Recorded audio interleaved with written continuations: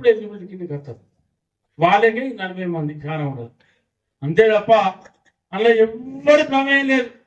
అదంతా అక్కడి నుంచి ఇస్తారా, అక్కడి నుంచి వీళ్ళ దగ్గర కట్టి చదువుతారు అంతే. నెంబర్ మళ్ళీ మీరు ఎలిజిబుల్. ఇప్పుడు అమ్మాయి చెప్పినట్టు ఇప్పుడు ఆక ఎలిజిబులే, కానీ 20 పని తినాలి కూలి పని. నిజమా? అక్కడ వేరు, అక్కడ వేరు. ఇప్పుడు మీరు ఎవరైనా ఏమి హైరాణ పడవలసిన అవసరం లేదు. నిజంగా భూమి లేని కూలీలు ఏమైనా ఉంటే మీరు మళ్ళీ దరఖాస్తు పెట్టుకోండి. మళ్ళీ ఈ మార్చి నుండి ఉపాధి పని స్టార్ట్ అవుతుంది. 30 పని దినాలు చేయండి, 30 మాస్టర్లు వేయించుకోండి. 30 పని దినాలు నా ఆన్లైన్ అయిందా లేదని చెప్పి చెక్ చేసుకోండి. అప్పుడు మళ్ళీ మీ 30 పని దినాలు అంటే 20 సరిపోతుంది. భార్య భర్తలు, మీకు ఇంకొక విషయం చెప్తాను, తెలియని విషయం, మరి మీకు అధికారులు ఎక్కువ లేదు. భార్య భర్తలు ఇద్దరు కలిసి 10 రోజులైనా 20 అవుతుంది కుటుంబం. అదే అని చెప్పింది. భార్య భర్త ఇద్దరు ఉపాధి హామీ పనికి వెళ్ళి 10 రోజులు చేసినా మీ ఇద్దరికి అయితే కుటుంబం 20. అట్లా కూడా మీకు వస్తుంది స్కీమ్ ఇది. అంటే భార్య భర్తలు కలిసి 10 రోజులు చేయలేదు, మరి రాలేదు ఎట్లా వచ్చారు? వాళ్ళు దానికి క్రైటీరియా పెట్టుకుంది. భూమి లేని వాళ్ళు చాలా మంది వ్యాపారం చేసుకుంటున్నారు, వాళ్ళు ఉపాధి హామీ కూలి పని పోరు. అందుకే గవర్నమెంట్ ఈ పని పెట్టింది, క్రైటీరియా ఇది పెట్టింది. కాబట్టి మీరు ఎవ్వరు కూడా ఆధారపడాల్సిన అవసరం లేదు. రాలేదని దీనికోసమే రాలేదు, అవన్నీ మీరు చేసుకోరు. అదేవిధంగా మన శానగుండ గ్రామానికి వచ్చినాము. ఒకప్పుడు ఇది రేవిన్యూ గ్రామం. శానగుండ రూపాయలపేట 2 గ్రామ పంచాయతీ, ఇక్కడ శానగుండ గ్రామ పంచాయతీ. ఈ గ్రామ పంచాయతీ సంబంధించి ఉమ్మడి గ్రామ పంచాయతీ అంటే ఎంపీటీసీ పరిధికి సంబంధించి 537 మంది రైతులు ఉన్నారు. శానగుండ రూపాయలపేట 2 గ్రామ పంచాయతీ కలిసి ఇలా 441 మందికి రైతు రుణమాఫీ జరిగింది. 441 మందికి రుణమాఫీ అంటే 82.1% మంది రైతులకు రైతు రుణమాఫీ జరిగింది. పాపం దీనికి ప్రతిపక్ష నాయకుడు రైతు దీక్షలు చేస్తారు. అంటే మీరు 10 ఏళ్ళు రైతు రుణమాఫీ చేయకుండా, కనీసం రైతు వడ్డీని కూడా మీరు మాఫీ చేయకుండా కాంగ్రెస్ ప్రభుత్వం రుణమాఫీ చేసినాను కదా. ఇలా ఈ 441 మంది రైతులు బాజప్తా కోఆపరేటివ్ బ్యాంక్ కానీ, పొత్తుకపల్లి ఆంధ్ర బ్యాంక్ కానీ, ఈ 2 బ్యాంకులలో రైతులకు రుణమాఫీ జరిగి మళ్ళీ ఆ బ్యాంకులకు వెళ్ళి మళ్ళీ రుణం, ఏ రైతు కన్నా రుణమాఫీ జరిగి తిరిగి ఆ రైతు ఏ బ్యాంకు నుండి రుణం తీసుకోవడానికి అని పెడతాము. ఏ రైతు తీసుకోలేదు.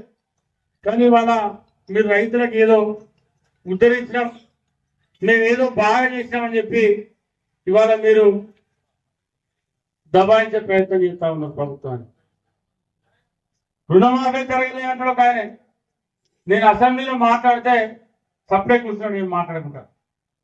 మీరు దమ్ము ధైర్యం ఉంటే నా నియోజకవర్గానికి 82% ఉంది, 70% అన్నా. నువ్వు ఏ గ్రామం అన్నా ఎన్నుకో, ఎక్కడికన్నా రా. ఇల్లు 200 ఇంత బ్రహ్మాండంగా రుణమాఫీ జరిగితే ఒక్క నిజాన్ని 100 సార్లు అబద్ధం చెప్పి దాన్ని అబద్ధం చేసే ప్రయత్నం చేస్తా ఉన్నారు. ఇది దయచేసి ప్రజలు గమనించాలి.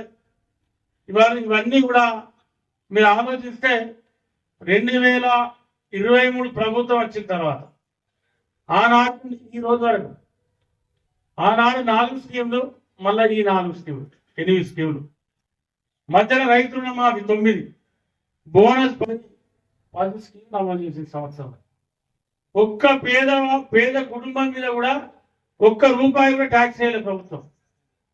రిజిస్ట్రేషన్ ఛార్జ్ పెంచలే, లింకలు పెంచలే, దేని మీద ప్రజల మీద భారం మోపలే. మరి గతంలో ఇచ్చినటువంటి కళ్యాణ లక్ష్మి వస్తుంది. గతంలో ప్రభుత్వం ఏదైతే సంక్షేమ కార్యక్రమాలు ఇచ్చిందో అవన్నీ వస్తా ఉన్నాయి. ఈ 10 స్కీమ్స్ కొత్తగా ఉన్నాయి.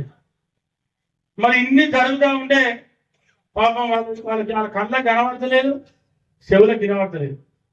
మరి అదేవిధంగా ఇవాళ రైతు బంధు, రైతు భరోసా మన ప్రభుత్వం ఇవాళ ఎకరాకు 5,000 అని 6,000 చేసి ఇవాళ 26వ తారీఖు నుండి రైతు ఖాతాలలో ఇవ్వబోతా ఉంది ప్రభుత్వం.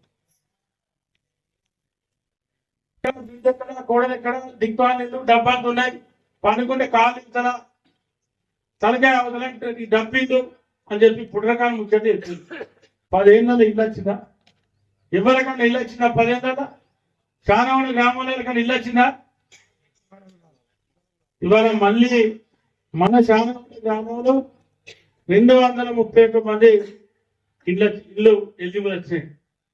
231 ఇట్లా 220 మందికి కట్టుకోవడానికి భూమి ఉంది, 11 మందికి జాగ లేదు. ఇప్పుడు జాగ ఎవరికైతే 220 ఇళ్ళకి జాగ ఉందో ఇంకా ఇల్లు కూడా ఎలిజిబిలిటీ మిస్ అయితే మీరు దరఖాస్తులు పెట్టండి. ఆ ఎలిజిబిలిటీ లిస్ట్ ఇల్లు కూడా మళ్ళీ ప్రభుత్వం ఇస్తుంది. సమాచారం ఉన్న మేరకు 220 ఇల్లు వచ్చాయి, 31 ఇల్లు వచ్చాయి.